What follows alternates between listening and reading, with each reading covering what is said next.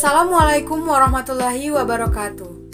Saya Arzalia Citra dengan NIM 2057101 dari program studi Tadris Matematika semester 3. Di sini saya akan mempresentasikan hasil observasi dan wawancara yang saya lakukan ke lapangan pada siswa sekolah dasar dan sekolah menengah pertama atau SMP. Adapun tujuan dilakukannya observasi dan wawancara ini yaitu untuk mengetahui aspek perkembangan fisik dan motorik, perkembangan kognitif pada anak, perkembangan emosi dan sosial, serta kondisi perkembangan religi pada siswa sekolah dasar dan sekolah menengah pertama. Adapun tugas ini saya buat untuk memenuhi tugas pada mata kuliah Psikologi Perkembangan Peserta Didik yang dosen pengampunya yaitu Ibu Dr. Dina Hajar Ristianti, MPD Kons. Langsung saja untuk penjelasannya silahkan simak video berikut ini. Baiklah, di sini saya akan menjelaskan hasil observasi dan wawancara ke lapangan siswa sekolah dasar beserta penyebabnya. Adapun aspek yang diobservasi dan diwawancarai yang pertama yaitu identitas dari kedua siswa. Untuk siswa yang tidak bermasalah bernama Septian Al-Azam, umur 9 tahun, anak kedua dari 2 bersaudara, untuk kondisi ekonomi keluarga baik, pekerjaan orang tuanya PNS, jumlah anggota keluarganya 4 orang, yaitu terdiri dari ayah, ibu, kakaknya, dan dia sendiri. Dan untuk identitas siswa yang bermasalah bernama Muhammad Fahri, umur 9 tahun, anak pertama, kondisi keluarga cukup, pekerjaan orang tua petani, dan jumlah anggota keluarga 3 orang. Adapun aspek yang diobservasi dan diwawancarai selanjutnya yaitu perkembangan fisik dan motorik pada siswa yang tidak bermasalah dan pada siswa yang bermasalah.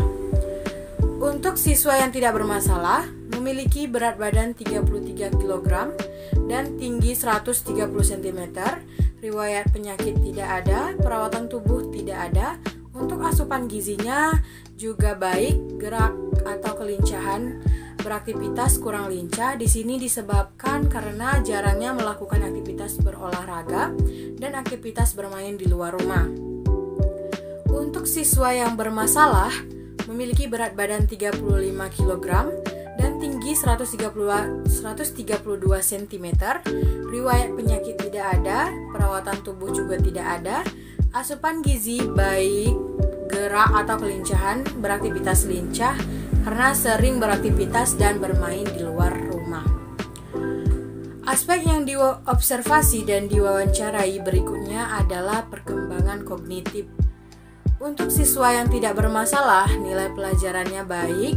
Ada satu pelajaran yang cukup sulit dipahami, yaitu bahasa Inggris. Anak yang tidak bermasalah ini mudah dalam menangkap pelajaran atau memahami pelajaran.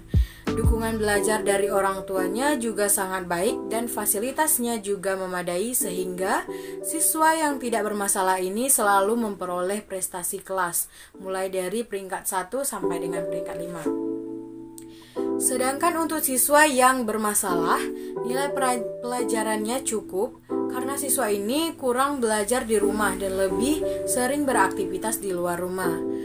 Ada pelajaran yang sulit dipahami yaitu matematika dan bahasa Inggris.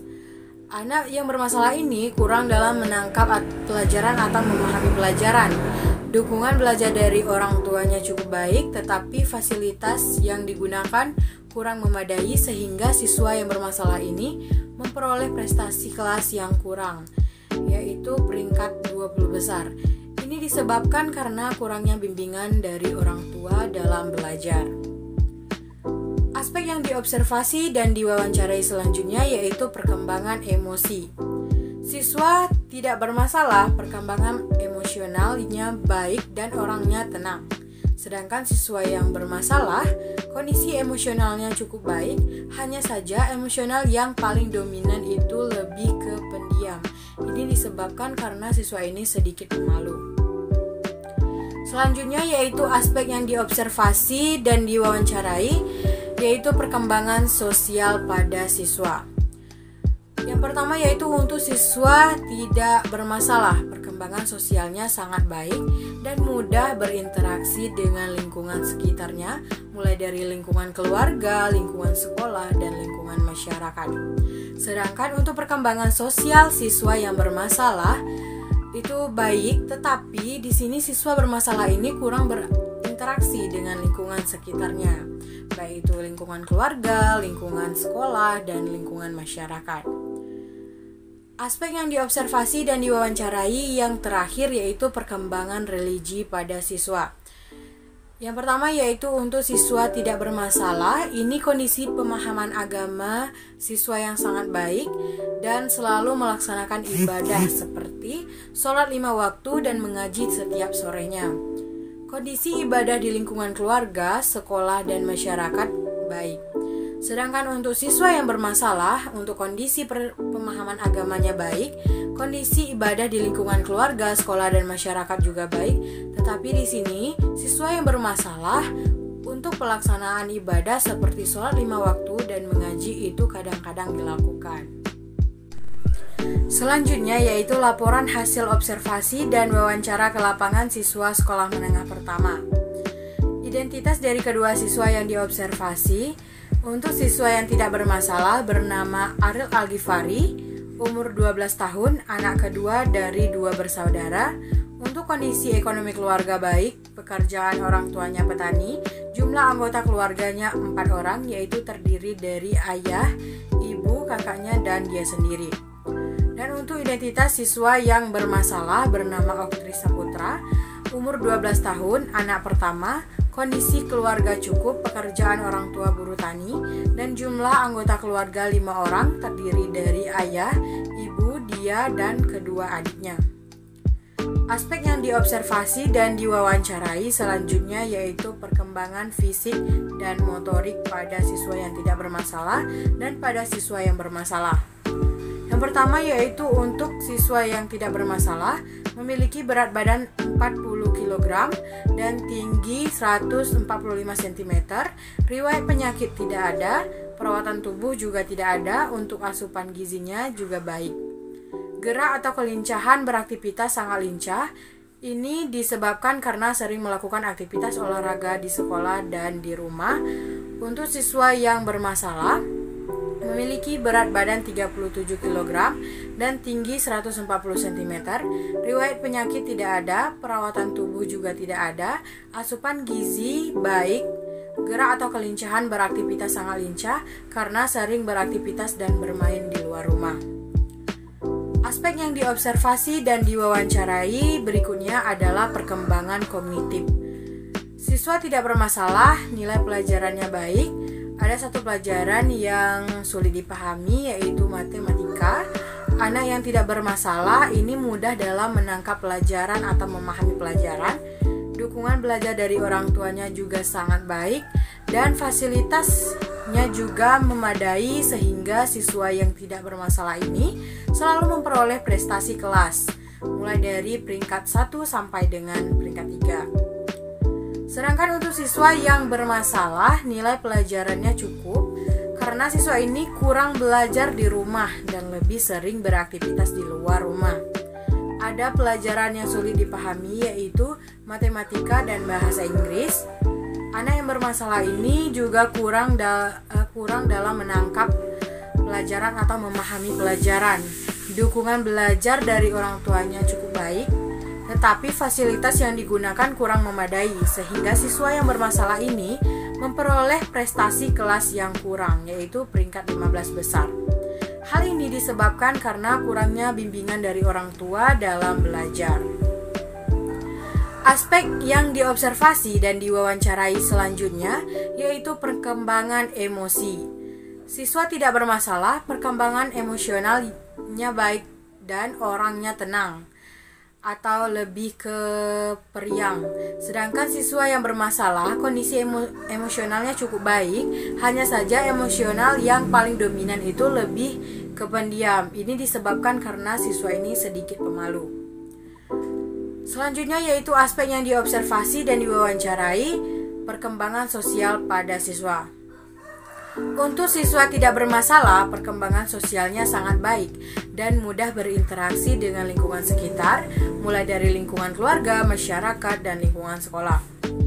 Sedangkan untuk perkembangan sosial siswa yang bermasalah baik, tetapi di sini siswa bermasalah ini kurang berinteraksi dengan lingkungan sekitarnya, seperti lingkungan masyarakat dan lingkungan sekolah. Selanjutnya yaitu aspek yang diobservasi dan diwawancarai, yaitu perkembangan religi. Untuk siswa yang tidak bermasalah, ini kondisi pemahaman agama siswa sangat baik dan selalu melaksanakan ibadah seperti sholat 5 waktu dan mengaji setiap sorenya. Kondisi ibadah di lingkungan keluarga, sekolah, dan masyarakat baik. Sedangkan untuk siswa yang bermasalah, kondisi pemahaman agama baik, kondisi ibadah di lingkungan keluarga, sekolah, dan masyarakat juga baik. Tetapi di sini siswa yang bermasalah untuk pelaksanaan ibadah seperti sholat 5 waktu dan mengaji itu kadang-kadang dilakukan.